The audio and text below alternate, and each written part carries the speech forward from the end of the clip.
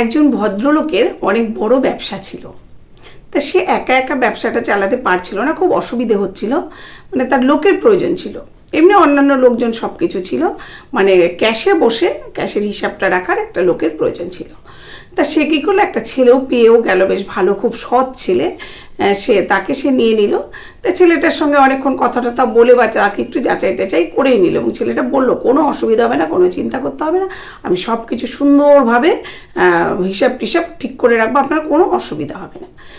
যাই হোক, এইভাবে কিছুদিন ছেলেটা বেশ সুন্দর ব্যবসাটাকে সামলালো। ভদ্রলোক বাইরে বাইরে থাকে, মাঝে মাঝে এসে ওর থেকে হিসেবটা নিয়ে নেয়।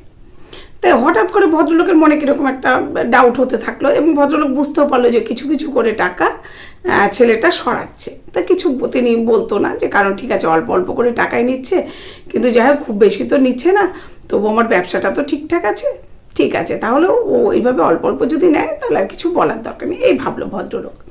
তা যাই হোক, এইভাবে কিছুদিন যেতে থাকলে এবার ছেলেটার তো দিন দিন লোভটা বেড়েই যাচ্ছে।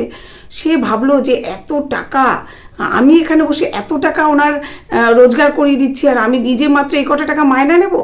তা সে কী করলো, আস্তে আস্তে করে ওইটা বাড়াতে থাকলো, মানে বেশি বেশি করে টাকাটা সে সেখান থেকে সরাতে থাকলো। তো ভদ্রলোকও দেখছে যে না, এরপরের থেকে আস্তে আস্তে করে বাড়ছে, মানে এই মাসে 1000 হলেও মাসে 1200 হচ্ছে, তারপরে মাসে 1400 হচ্ছে, এরকম করে বাড়ছে। তো ভদ্রলোক তখন দেখলো না, এবার তো একটু কিছু বলতে হবে। তখন সে ছেলেটাকে ডাকলো যে বাবু এদিকে শোন রে। তা ছেলেটা বলছে হ্যাঁ বলুন দাদা, কি হয়েছে? তো হচ্ছে দেখ, এখান থেকে তো আমি দেখছি প্রত্যেক মাসে কিছু কিছু করে টাকা কিন্তু গন্ডগোল হচ্ছে। তা তুই আমাকে হিসাব দিচ্ছিস ঠিকই, কিন্তু আমি বুঝতে পারছি কিছু কিছু টাকা অসুবিধা এখানে হচ্ছে। তো ছেলেটা বলছে না না দাদা, আমি তো এখান থেকে টাকা নিই। বলছে তাহলে তুই আমাকে এই হিসাবগুলো ঠিক করে বুঝিয়ে দে। তা ছেলেটা তখন কিছুতে কিন্তু হিসাবটা বুঝিয়ে দিতে পারলো না ভদ্রলোককে।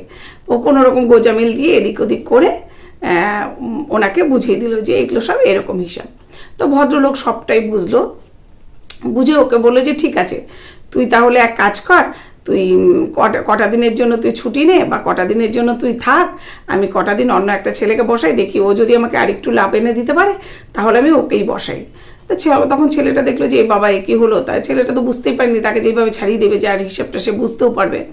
তো যাই হোক, ছেলেটাকে তারপরে বাদ দিয়ে দিল, সেখান থেকে কাজটা তার চলে গেল, অন্য ছেলে নিল, এবং নিয়ে যথারীতি তার যে লাভটা আসার কথা সেটাই তার আসলো। তো এখানে কিন্তু একটাই ব্যাপার, যে অতি লোভটা একদমই ভালো না। যে ব্যক্তির ব্যবসা, সে তো বেশি টাকা রোজগার করবে বলেই সে সেখানে টাকা ইনভেস্ট করছে, কিন্তু তোমাকে তো সে কর্মচারী হিসেবে রেখেছে, তাই তোমার যেটা মাইনে, তোমার যেটা প্রাপ্য তুমি সেটাই পাবে। কিন্তু সেখানে তুমি যে লোভটা করে চুরি করছো, এটা তুমি অন্যায় করছো। তাই অতি লোভ করে যদি কেউ চুরি করে, তার জায়গাটা কিন্তু আর কোনোখানেই হয় না। আজকে যুগে দাঁড়িয়ে একটা কাজ পাওয়াটা যেমন কঠিন, তেমন একটা কাজকে টিকিয়ে রাখাটাও কিন্তু খুব কঠিন। তাই টিকিয়ে রাখতে গেলে প্রত্যেকটা মানুষকে সৎভাবে, বিশেষ করে অন্যের কাজ করতে গেলে তাকে সৎভাবে কাজ করতে হবে। আর চুরির কথাটা মাথা থেকে একদম দূরে সরিয়ে দিতে হবে। আর কে কত রোজগার করছে তোমাকে বসিয়ে রেখে সেটা তোমার ভাবলে চলবে না, তোমার যোগ্যতা অনুযায়ী তুমি রোজগার করছো, এটাই ভাবতে হবে। আর একটা কথা কিন্তু অবশ্যই মাথায় রাখতে হবে, নিজেকে সৎ রাখতে হবে, আর নিজের সম্মানটাকে বাঁচিয়ে চলতে হবে। সম্মানটাকে নষ্ট করে, নিজেকে অসৎ করে কোনো লাভ নেই, সেখানে নিজের জায়গাটাই নষ্ট হয়ে যাবে।